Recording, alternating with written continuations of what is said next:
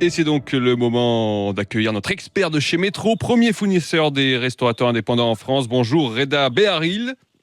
Bonjour. Vous êtes manager du rayon marée chez Métro à Nanterre. Et vous nous parlez ce matin du turbo. Reda Beharil, on le décrit souvent comme le plus noble et le plus fin des poissons plats. Est-ce que vous pouvez nous expliquer pourquoi ? Ah, c'est le turbo. Le turbo. Alors, il s'agit des plus grandes espèces de poissons plats. Le turbo est un poisson noble.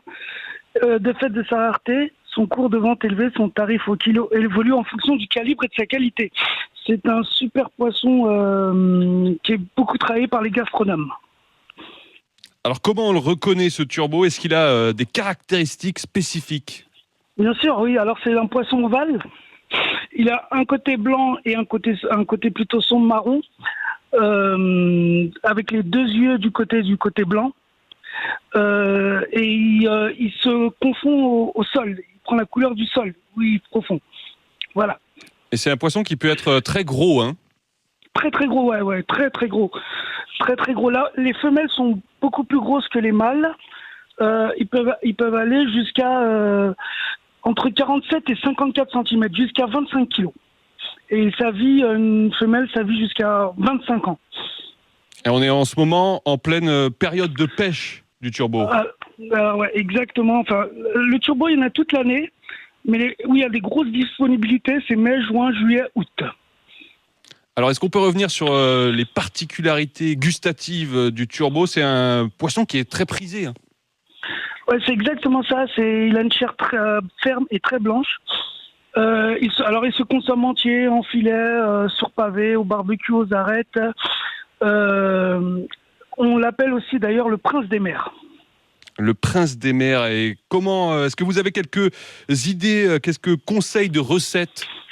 Alors, ce poisson-là, il se fait avec tout. Franchement, il se fait avec tous les légumes, toutes les légumes, de la truffe, des poireaux, de tout.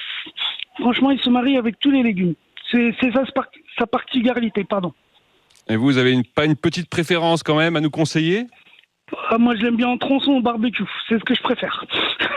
Ah oui, c'est ce que je préfère. Ça fait ressortir son goût, justement, ces particularités gustatives que vous évoquiez à l'instant.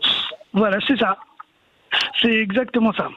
Alors, un mot peut-être sur son prix. C'est un poisson, il faut le dire, assez cher, hein, le turbo. Alors, en ce moment, c'est les périodes de fête.